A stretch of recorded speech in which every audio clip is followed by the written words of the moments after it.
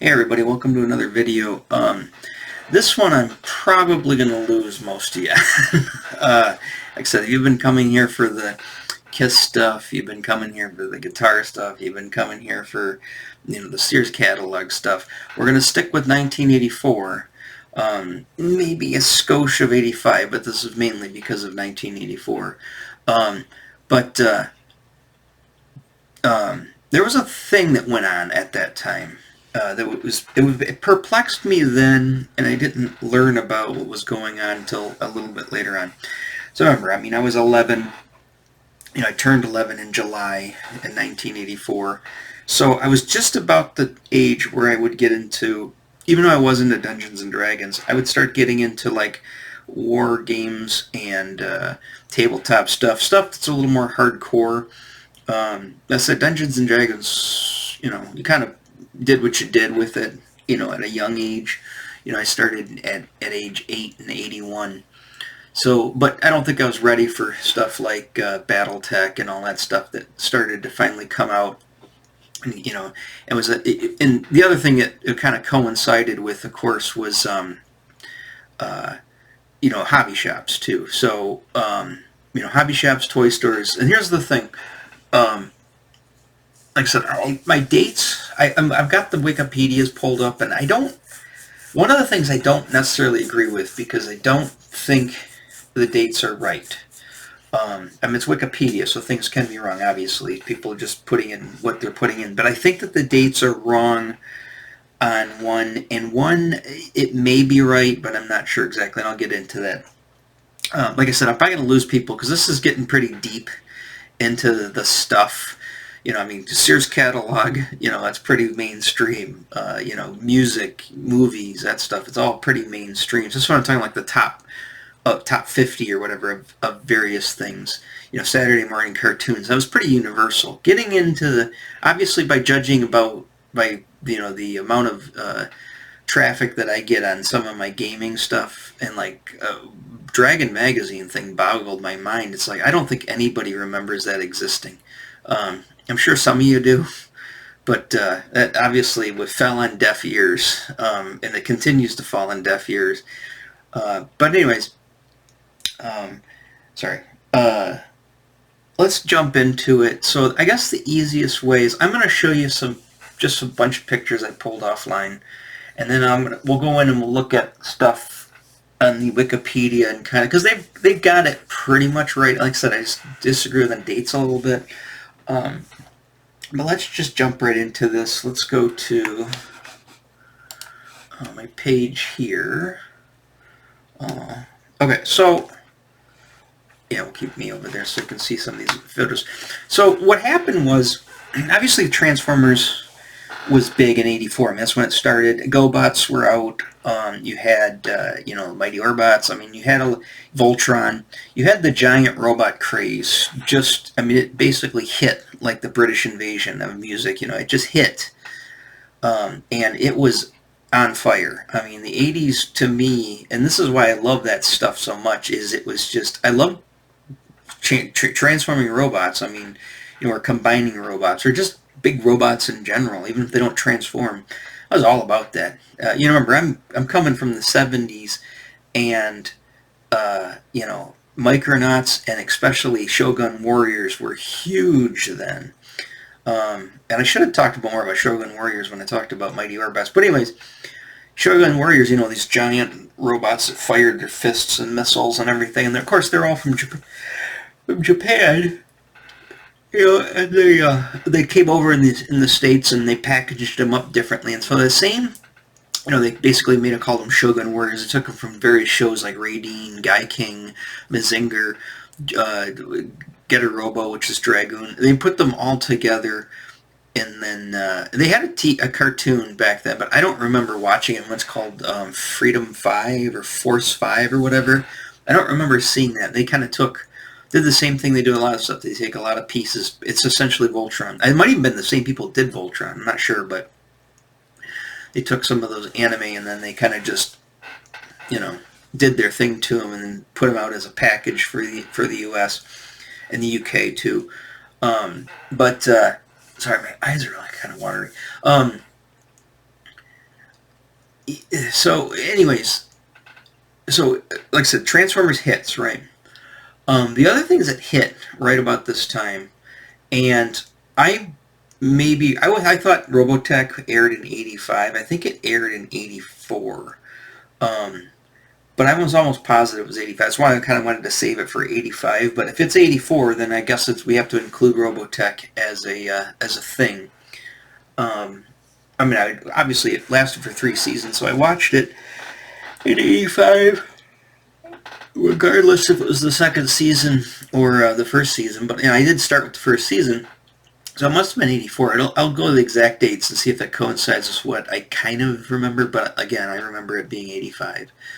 Um, but when Robotech hit, also the Robotech Defenders, which was a Revell model kit line. I'll pull it. They got the pictures here. I'll pull these up big.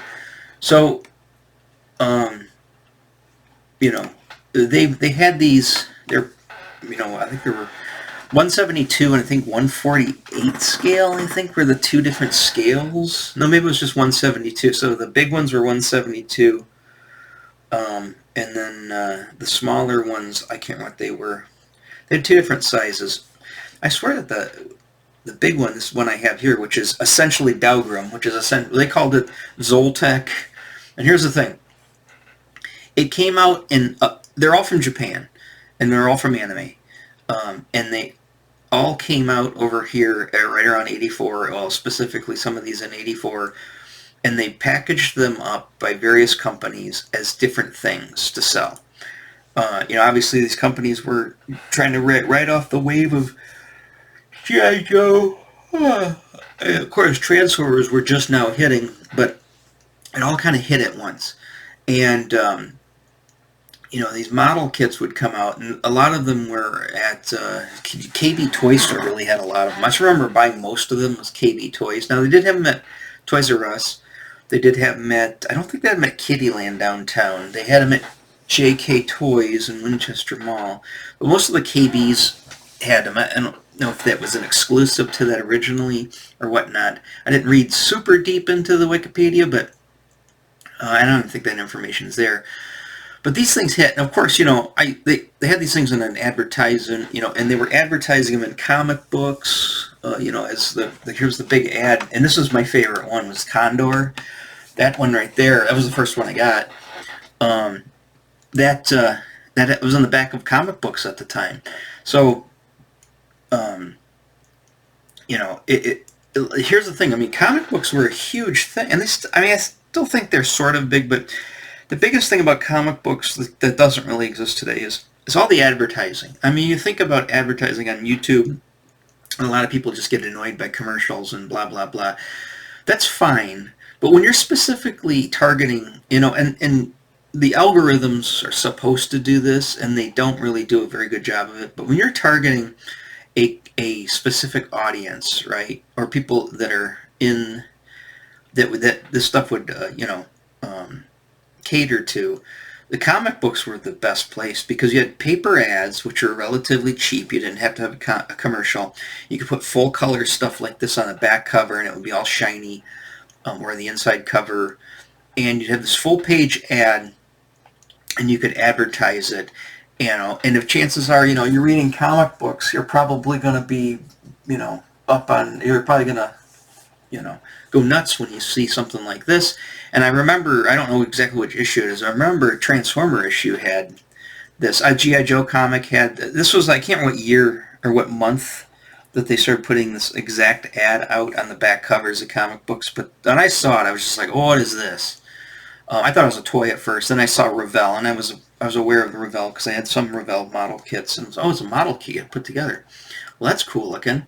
But I just love the artwork, which is essentially just really cool photographs of the models. They're the box. It's the same stuff that came from the box art. I mean, just these alone just sold me on it. It's this like paramilitary futuristic world, that looked, and this one in particular. Now I gotta blow this one up.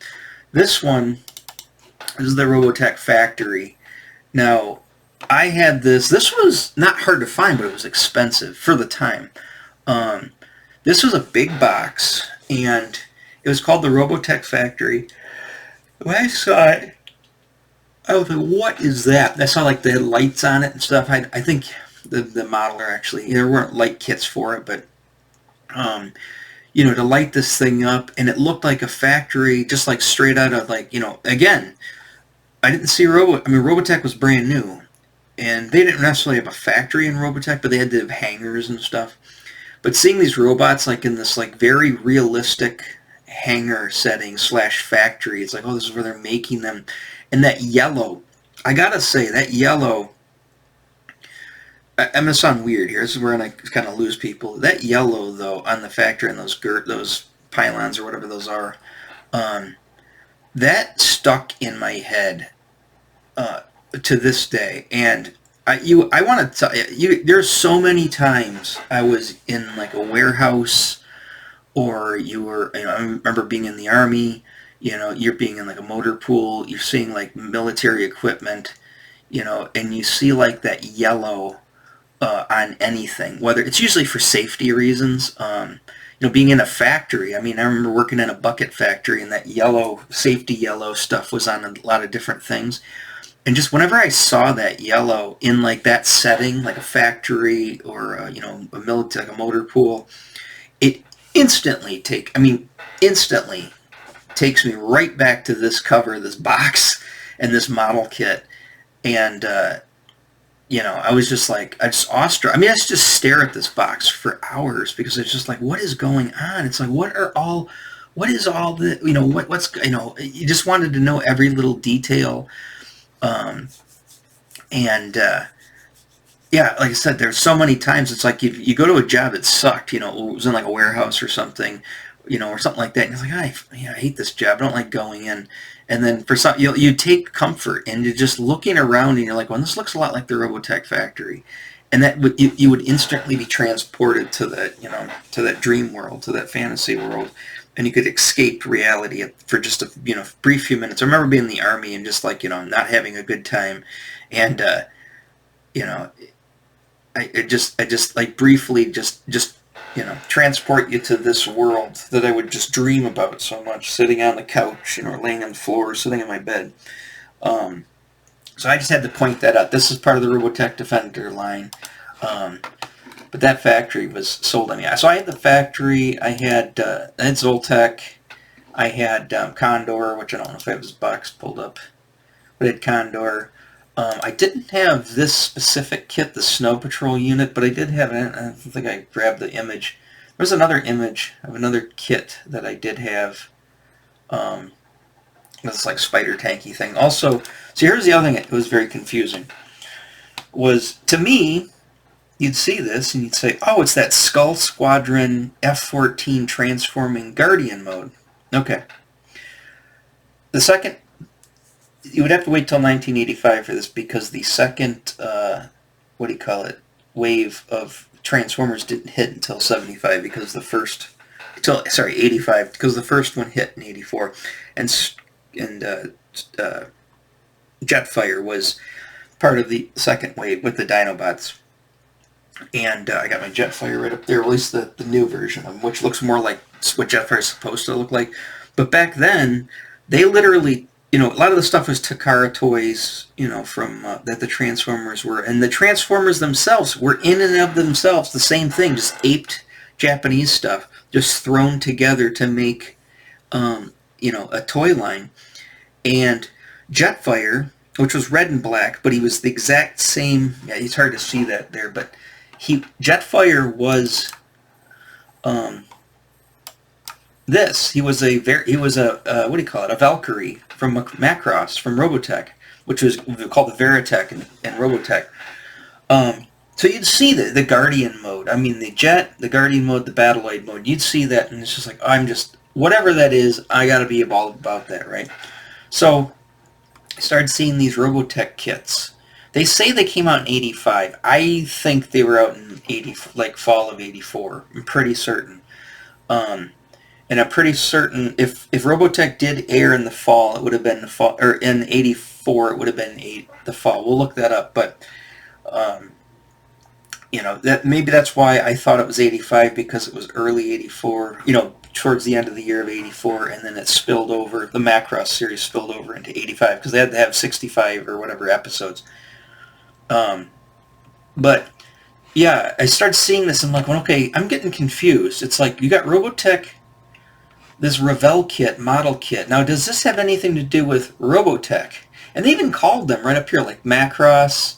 You've got the Orgus, which is the Orgus from Super Dimension Orgus, which I didn't see at that time. I saw that later. But that's a great series, by the way. I should do a video onto itself of that. The theme song alone will worm its way into your brain and never leave. So we're getting hit with this. At the same time, it's like a triple KO, actually quadruple KO. Actually, if you want to count Transformers into it, it's whatever. It's the penta KO, whatever. So we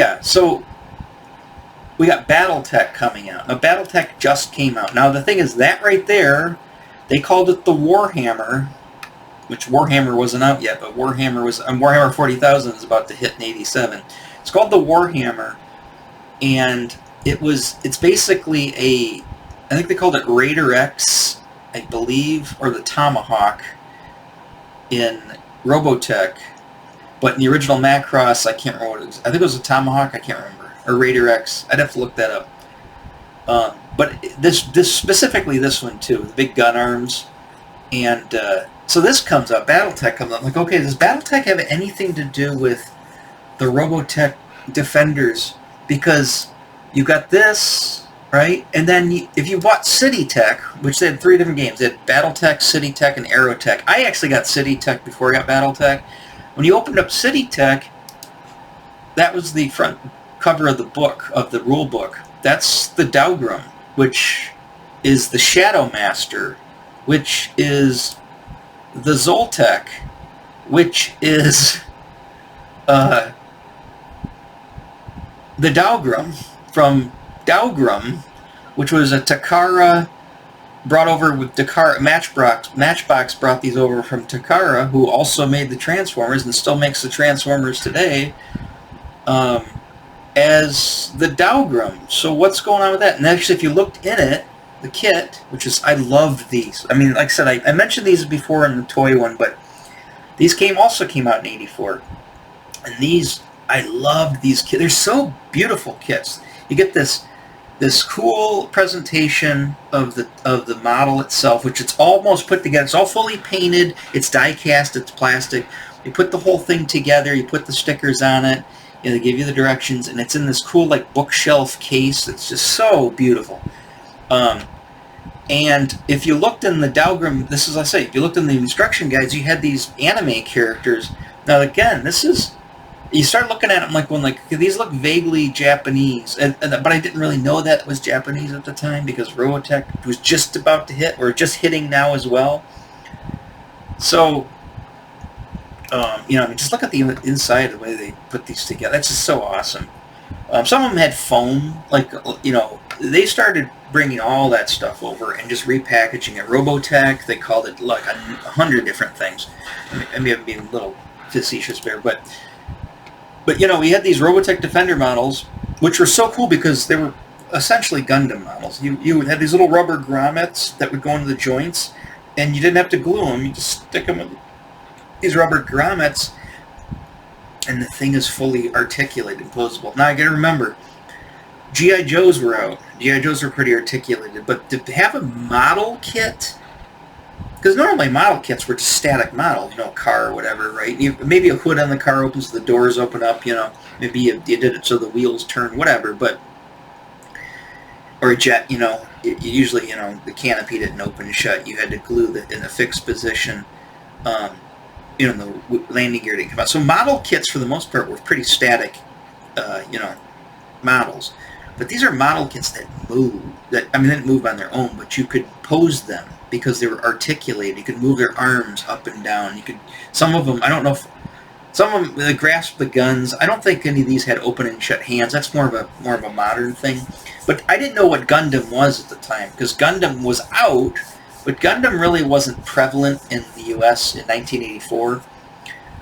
And the model kits obviously weren't really hitting over here yet because these model kits came out in Japan and then they repackaged them for us. Now, I haven't gone searching them out. I kind of lost track of them, but from a few years ago, I remember seeing an advertisement that they were going to re-release, I think this is Bandai, was going to re-release 1/144th scales of all of these classic kits from Dahlgren. There's the Soul Tick, right? But the Soul Tick here would have been, I think, the Condor, right? Or maybe not the Condor. I think it's that one right there. Which I can't remember what the name of that one was. Maybe that is the... No, the Condor looked different. The Condor had that head. Yeah, so, anyways, which is the Condor even on here? I don't remember. So in BattleTech, this was called the Battle Master. You said Shadowhawk, which was the Dahlgren. I can't remember what some of these were, but I'm still curious to see how much these go for. I wouldn't mind having some of these today, but these are like relatively recent reissues of old Bandai kits. I remember watching a Bandai video and they're talking about when they were going to come out with these. I think they're all out by now. That was like 2018 or whatever, 19, when I was researching that. So I think they're all out now. I don't know what they go for. I hope they're not super expensive, but I would like to get on. Definitely like to get the Dahlgren and maybe the Soul Tick, maybe the Bigfoot. Wasn't a huge fan of the Ironfoot. Now the Ironfoot, speaking of that, do I have that pulled up? No, there's one of those little spider tanks. Was it this? Was it the back of the City Tech box? Well, you can see where I'm going with this. Oh, the other thing that came out too, which also kind of solidified the insanity, was BattleTech at this time came out with this poster set. I remember going to a hobby shop. I don't think Joe's was open yet. It might have been Joe's, so this might have been early '85. But I remember going to there, and they had this big long box, like a rectangle box that almost looked like a wrapping paper box, poster box, and it had the BattleTech wording on it and stuff. It was kind of like a color like this. It was kind of like a blue and black and white box, and it's like, what are these? And it's like they're blueprints, posters, like a whole set of them all rolled up in here of the BattleTech, like they're Marauders. So the Marauder in Macross slash Robotech is called the Officer's Battle Pod, and then they had a toy for that. But here's the blueprint for it from the FASA did for BattleTech when they called it the Marauder, and it would just go into detail. It was a blueprint, right? And it was sort of useful, but and there we go. There's the Wasp, which the Wasp, of course, is the Veritech, which the Veritech, of course, is the Valkyrie, which also in, I think they did, what did they call it here? They called it the Vexar, the Axoid, and the Orbot. The Mighty Orbot, see what I mean? I had it there. So as you can see, there's the BattleTech game, that little hex thing and whatever. But all of this stuff was very confusing to an 11-year-old, 12-year-old boy, because you're just like, what in the hell? Robotech, even Defenders, the model line, even had a short-lived DC comic for a while. It's like, this doesn't make any sense. There's just so much of these. They're all the same robots. There was this technical readout book. There's the Officer's Battle Pod, which was the Marauder, which is also in Robotech. Like I said, I keep going around the circle. I could spin my tires forever just telling you the same thing, but I think you get it. I think you get how crazy this stuff was. So let's kind of go to, let's start off with BattleTech. Okay. So BattleTech, it kind of gets into the history, whatever, and it'll talk about when it came out. Now they said, yeah, BattleTech is a wargaming and military science fiction franchise launched by FASA Corporation in 1984, acquired by WizKids bought it out in 2001. And then that was acquired by Topps. So they still make BattleTech today, but not this specific version of BattleTech because they kind of got in trouble and they had to change gears. Says here, the series began with FASA's debut of the board game BattleTech, originally named Battle Droids by Jordan, blah, blah, blah, blah, blah.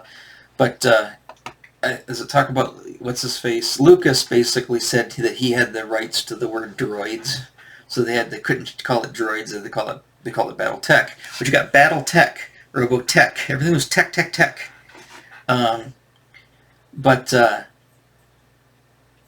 Let's see here. Let's go into history.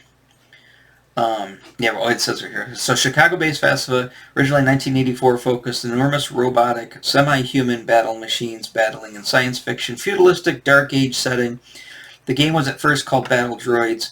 The name of the game was changed to BattleTech in the second edition because George Lucas and Lucasfilm claimed the rights to the term droids. The machines themselves were renamed Battle Mechs from the second edition onward. And then it talks about the doodads here. What does it talk about where the stuff came from? Okay, here we go. Illustrations and imagery. Rather than create their own Robotech robot art, FASA decided to use already existent designs that had originally been created for a variety of different Japanese anime, including Dougram, Crusher Joe, and Macross, which is Robotech.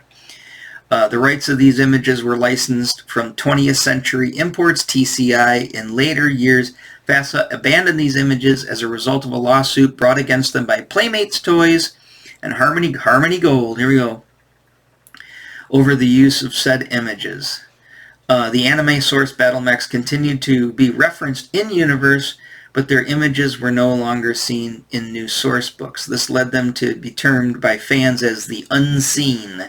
When Fantasy Productions licensed the property, these unseen images were expanded to include all art produced out of house, that is, whose copyrights resided with the creators, not the company. Catalyst Game Labs, which I believe puts it out now, has continued this practice. And they talk about City Tech, Aerotech. So that's the whole shtick right there. And it's crazy because this company's, like, literally, apparently there was like a trade show, or I don't know, it was a trade show or Toy Fair or whatever it was, but in Japan, and a lot of American companies sent representatives over there, and they saw all this stuff, and they go, oh my God, this stuff is a gold mine. We could just license this stuff and bring this stuff all out in the United States. We don't even have to pay for anybody to. I mean, we've got all the products pre-made. You know, all the whole world building's already done. Well, they got to build their own worlds, but they could do it off of these pre-existing designs. And the Japanese companies that had this stuff at the time, they're just like, okay, whatever. They didn't really think about it because they think it's not going to catch on. We're not going to, a little bit of extra money from these people, fine, but we don't care. And then they realized how big it got in the United States. And this is before this was right before the anime craze. And people were like, they were like, oh shit, we got a bad deal. So they started to, as much as possible, start pulling it back. I mean, obviously Takara worked with Hasbro on Transformers pretty closely, so Takara didn't get screwed as much. But some of these companies got screwed pretty royally.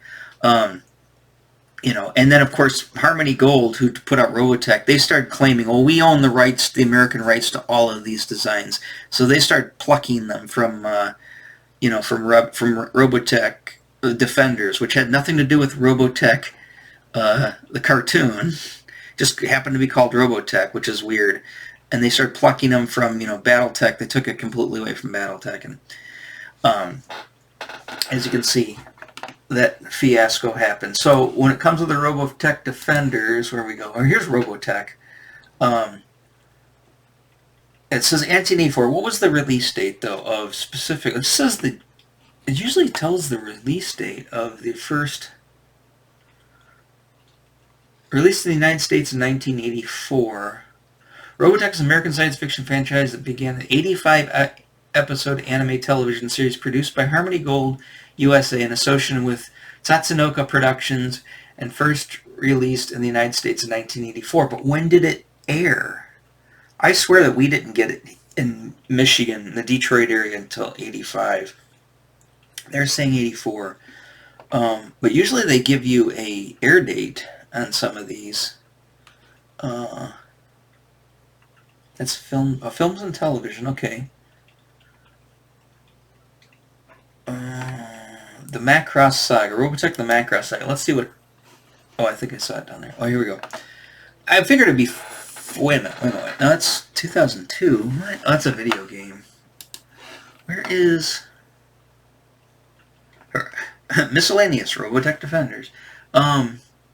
Original television series. Okay, give us... That's the original. Super Dimension Fortress Macross is what the show originally was called in Japan. And it was 82 to 83 in Japan.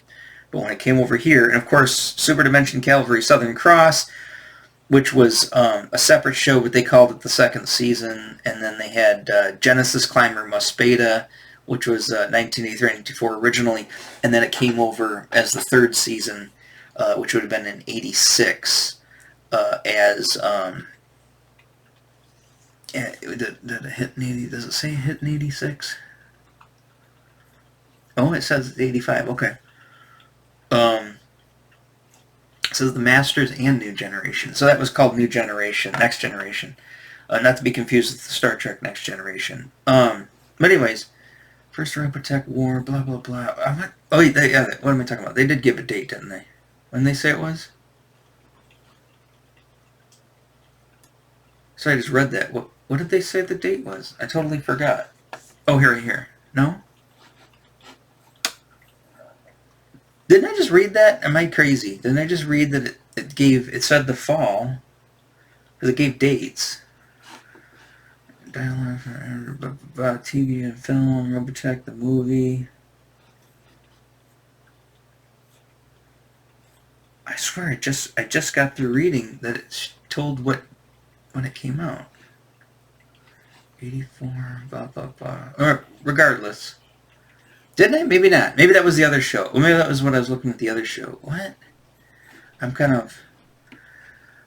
my brain. Like I said, this stuff will rack your brain if you really put much thought into it. It's kind of why I'm making a video. It's just kind of so I can put it down on record, you know. And you can see the confusion in my head, even at all these years later, 40 years later.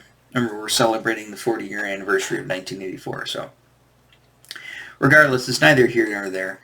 If it was a lot of episodes. So if you haven't released syndicated, which I'm assuming does it say that it's syndicated. I just don't understand why it doesn't say. Let's see what this says. That just takes you to here. Okay. Codename North American television debut. Here we go. Robotech originally aired in 1985. There we go. Its first run syndication. I was right. I didn't think it was 84. So, like I said, that's not what I wanted to talk about with this episode, with this, this video. I just wanted to show you what it's just part of it. But yeah, so meaning it was sold directly to local television stations without having been rerun and the first networks. So it was syndicated. That's definitely true. First run originally aired 1985. Now they don't give a date, but I'm assuming it's probably the fall of 85. That would make more sense.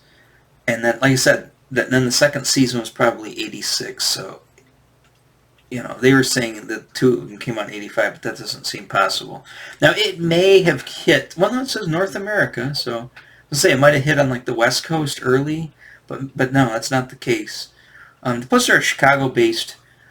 Harmony Gold is Chicago-based, so they're probably going to do Midwest first, most likely. Hong Kong television, blah, blah, blah, Philippines, France, Australia. See, they're talking about, like, specific times even here.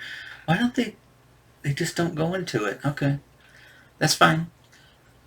But my point was proved that I was almost positive it was 85. Like when I saw 84 at first, I was like, huh? All right, so let's go to Robotech Defenders. Now, Robotech Defenders, they also say January 85 to April 85. I don't think that's the case either. Now, maybe it is. Now, January makes sense. So the models came out right after Christmas of 84. That's possible, but I think it was 84, because I swear that it was 84. Now again, I mean, I got the City Tech in '80. I got City Tech when it first came out, but I think maybe I did get because I got the poster set with those blueprints. That was '85. I got that from Joe's, and Joe's Hobby Shop opened up literally like I think April or May of 1985. So it's possible that I didn't start seeing these until '85. But like I said, I was going to the toy stores all the time looking for Transformers, and you would think that I would have zoned in on anything robot related, but maybe that's not the case. So, and then it talks about all the different... Oh, here we go. Here we go. This is nice. I didn't see this. So, let's go to like Zoltek, right? The Zoltek... Yeah, see, I thought 148 scale. I swear that was 148 scale. I know they had a 172 scale because he's smaller. He's about yay big, 6 inches high. The 148 scale is like 10 inches tall. But I knew they had one of that. So anyways, Zoltek here. Fang of Sun Daugrum, that was the original show in Japan. And then the anime name Daugrum. That's the actual name of the robot. And then Battletech called it the Shadowhawk. And it did not show up in Robotech. None of the Daugrum stuff showed up in Robotech that I can remember. I don't think it did.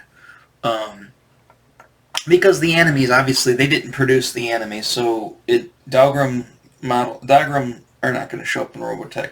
But like I said, Battletech wasn't an anime; it was a board game / war game, like a tabletop RPG almost. But they could easily adapt all of the stuff into it. And that's kind of what they did.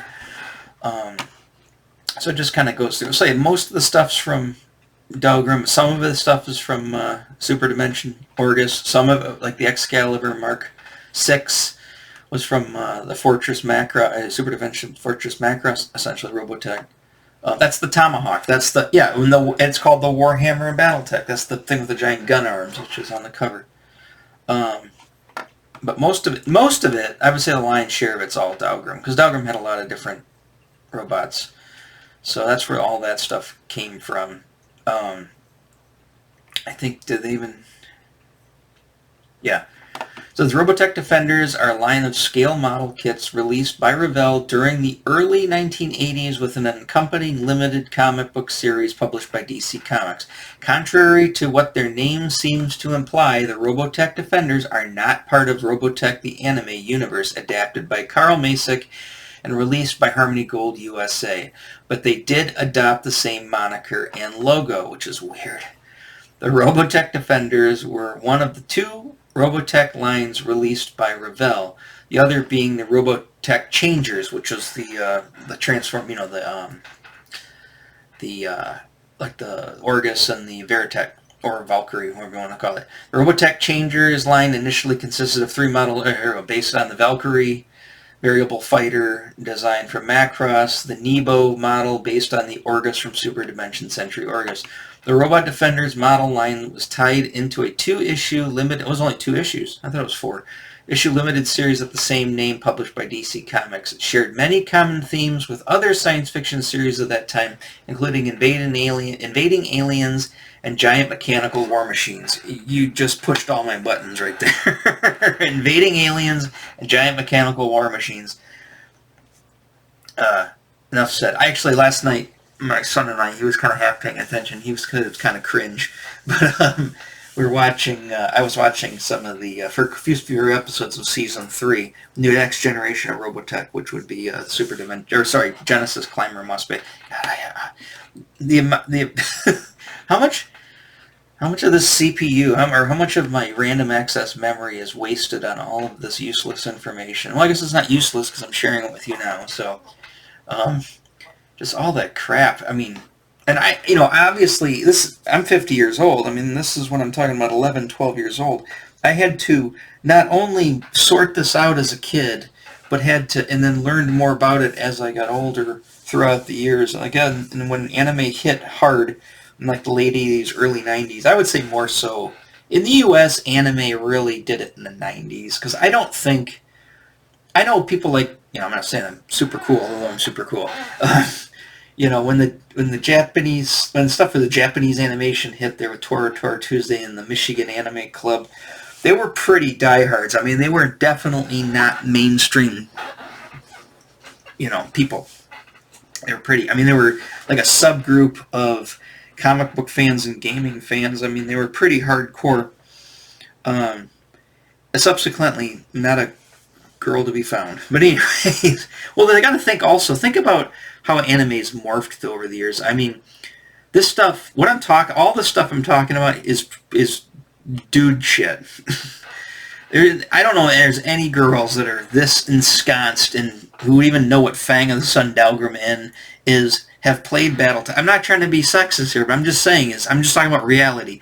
I don't know any girl that even back then even liked anime, or except for like one, which was later in the 90s, which again goes into the 90s thing, but I'm talking like 88, 89.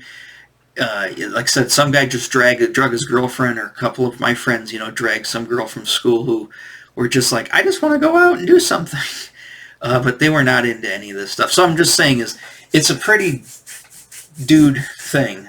So, and the problem is a lot of the anime in the 80s, like the Gundam, Dalgrim, Macross, all that stuff really didn't have like a female appeal to it. Like I couldn't see them liking it for any reason. I mean, maybe Macross with like Luminme, maybe, but I don't see it. It doesn't have an appeal for girls of all ages, young girls and adult girls. But I could see why when the 90s hit, you had Sailor Moon, which is essentially a girls' show in Japan, and it was essentially marketed as like kind of a girls' show over here. Kind of.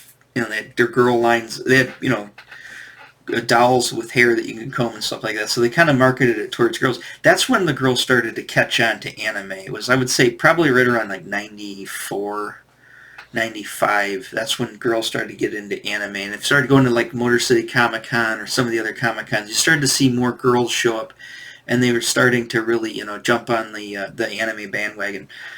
But like I said, that's just, I would say and this goes for Marvel Universe stuff too, like Cinematic Universe, things usually things are very underground, and it's usually a bunch of dudes. And then once it goes mainstream, I think that's when because there more people see it, more people are aware of it, I think that's when it starts appealing to both, dudes and chicks, is when something goes mainstream. So comic books, primarily a guy-oriented thing, although in the 90s also kind of turned that around as well. Gaming kind of turned that around as well in the 90s. And then everything started to become more mainstream. Now, Dungeons & Dragons was pretty mainstream in like 1981, 1982. And especially the controversy around the missing kid at Michigan State. But I don't think it was enough to bring a lot of girls in at the time. Again, I'm not trying to, it's neither here nor there. I'm just pointing out a fact. That's what it was like, obviously, if you're a company, you want to sell stuff. I sell stuff myself. You want to cater your products to the largest demographic you possibly can. And if you're a niche, or if you've got a certain audience that's a certain type of people, or even a certain gender of people, you're gonna start limiting a customer base. But if you can keep, everybody on the bandwagon, that's why anime, in manga specifically, and anime just trounced the crap over American comics right now, is because they've tapped into that, and they've got expanded their customer base. So anyways, back to where was I? What are we at? Okay, still under an hour. I know I go off on a tangent and I start talking crazy about stuff, but again, I'm assuming this video is going to fall on deaf ears and not a lot of people are going to watch it. I'll probably, suddenly it's like bigger than the Kiss videos. It's like, huh? That ain't going to happen, trust me. Could put money on it and probably come out surefire way. Sure thing. It's a sure thing. So I just wanted to point, there's Fang of the Sun God. There's the Dalgrim robot, which is the Shadow Master. Now, I have not yet, there's a lot of episodes. There's 75 episodes. This came out in 81 to 83, so essentially the same time as Macross, maybe a year earlier, but I cannot sit through it. I've tried multiple times, and the thing is, there is not, to the best of my knowledge, not a dubbed English version of it. Now, I know you're going to get all the anime people, I like the original Japanese better. I like subtitles better. I don't. You know, most of the time when I watch this stuff, I'm sitting over here, right? Drawing. And I'll be looking over here, looking back. Or maybe if I'm sitting on, watching that TV or the TV out in the living room, I've also got the tablet and my phone handy, and I'm multi-screening. And I'll pay attention to something, and then maybe I'll drift and I'll start, picking up the tablet. Like if I was like, oh, when did that come out? Something will make me think of something. I want to look something up. And therefore I take my eyes off the screen. And when I do that, unless they're speaking English, even though I've got a college degree, bachelor's degree sitting here, it says that I speak Japanese. Anyways, what do you call it? I'm gonna lose. I'm gonna lose what's going on because I can't understand it. And here's the thing: people, I don't know if they're still like this, but they're pretty crazy and fanatical about the fact is like, oh, well, the original Japanese is so much better. That isn't always the case, and I would say it's probably a lot of times not in my opinion, because some of the Japanese voice actors, they're very limited in their range because the people themselves are pretty limited in their range. I mean, there's not a lot of different types of personalities and different types of quirks and stuff. Like the way I talk, right, is nothing like, say, like any of the friends that I know talk, right? I talk in a completely different manner. Some friends are more soft-spoken, some friends are more outgoing than me. I used to be pretty outgoing. And now that I'm getting old and bitter and angry, I'm not as outgoing anymore. I'm not as friendly as I used to be. So my personality's changed. But I've noticed with a lot of the Japanese people I've dealt with, and just from my experience, there's not a lot of range in the personality. It seems like everybody's a lot of them are soft-spoken, and when they aren't soft-spoken, a lot of them, they all start sounding the same. I'm not trying to sound racist at all with that. I mean, I wouldn't have gone to school for 4 years to study a country if I was, had something against the Japanese, which I don't. I mean, I don't have anything against any of the Asian countries. I don't have any of the countries. I mean, like I said, there's things going on in the world that I don't agree with, but I don't have anything inherently wrong with the rest of the world. But anyways, I've just noticed this. This is just things that I've observed. So back to the voice acting. So voice acting, sometimes the voice acting I don't find fits the character. Like the character that I see on the screen does not fit the Japanese voice actor. And it's just like, doesn't sound right, right? And when I see stuff done, they've come a long way with dubbing in America, but for a while the dubbing was pretty rough. I mean, it was a step above kung fu movies, but it's gotten better.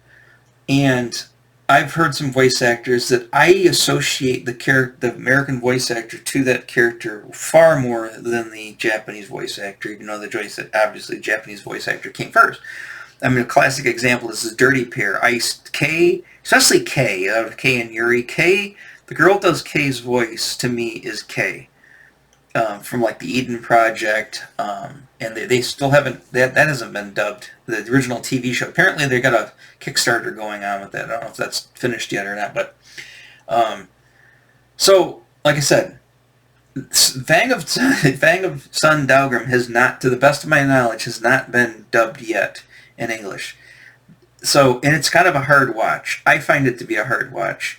So trying to watch it in Japanese and subtitled is rough. I mean, I would rather just watch it in Japanese without subtitles. I don't want the distraction of having to read. I'd like to go in just, totally cold like I used to back in the Tour Tuesday days. And it's just like, I'm going by body language, how it's animated, and what I think they're saying, but I don't know for certain. I find that it's less distracting. And I'm not saying I can't. I can pick out a few things. I can listen to someone speak Japanese, and I can pick out a few things. I can sort of, you know, bullshit my way through it a little bit. But again, I'm not fluent in any regard. And a lot of that stuff that I learned in college, that's almost been 20 years. As the one of the professors said after the summer break, he's like, "You guys, you flush the toilet, and it's all gone." It's definitely what I could do in college. I cannot do today, which also seems pointless with college. It's like, okay. There's other things. Obviously, I could tell you what was going on in 1984 pretty much in detail. Almost specifically, I'm hitting the same facts that I'm finding here on the internet, right? And that was at age 11 and 12. Why can I remember that more? Obviously, I know because you're younger, you're gonna remember more. What I'm saying is, I can remember this stuff more, which is not really going to make me money, as opposed to I thought this might, and this. I keep pointing at my degrees are on the wall behind my Snake Mountain there. Anyways, yeah, it's again, I always use the classic cliche. I don't know whether to smoke them or wipe my ass with them. My degrees. So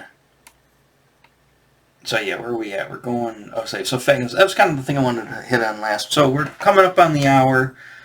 So, again, all this information obviously is available online. You can even do a better dumpster dive than I did. No, not a dumpster dive, maybe a rabbit hole, and go down and look at other stuff if you're interested in this stuff. I would assume people who are going to watch this video already know what most of this stuff is. They just want to hear what I'm going to say about it. And again, if my facts are wrong and you guys know what's going on, set me straight. Like I said, I only got so much room in this skull here for information, and there's a good chance that some of my wires are going to get crossed. And again, I had to think about it when they threw me off and they said 84 with Robotech. It's like, that's not what I remember. And I was right. Can't remember any Japanese, but I can remember that Robotech was not in 84, it was in 85. Because that's more important to me than any of the Japanese language. Anyway, yeah, so let's end it there. Let's try to keep it under an hour, so when somebody says, what is this guy talking about? An hour? Well, I'm not watching an hour of the video, but if you see 57 minutes, maybe you'd be more prone to watch it to the end. Yeah, like that's going to happen. So, I apologize for this video in advance, or I guess if you watched it by now, it's not in advance. If you watched this video, I apologize to those who normally come here to hear me talk about other things. Now, granted, all of this stuff to me it's all cut from the same cloth. It's all the same thing. However, this controversy amongst these robots from the 80s, right? And who owns the rights to them, and what product lines did they show up in, is a pretty hardcore underground thing. It's something not a lot of people are aware of. It's definitely not mainstream. And like I said, even when this stuff was selling and kids were buying the stuff back in 84, 85, 86, I'm sure they had just like me, they're probably mind-boggled. Like, why is these same things showing up in multiple stuff? Doesn't make any sense. And I don't even remember. Maybe I asked somebody at the hobby shop once, and they were like, it's, they kind of knew, basically, because they're older, maybe they could do a little bit better observation to what they think was going on. But, yeah, it was definitely a thing. And then, what did clear this up for me a lot, again, I'm going to go over an hour now, what did clear this up for me now was meeting those people from the Michigan Anime Society, and not just that, but the Order of Leibowitz, as I mentioned before, at Oakland University. You got a lot of gamers and anime people and stuff, and they all kind of knew. And and a lot of my education came from those people. They kind of set me straight, and they kind of told me about stuff. So by the late 80s, I kind of knew the score. And then, of course, by the 90s, and then with the advent of the internet and looking stuff and watching stuff and hear other people talk about it, it's pretty much, I'm just adding my little 2 cents to the whole thing.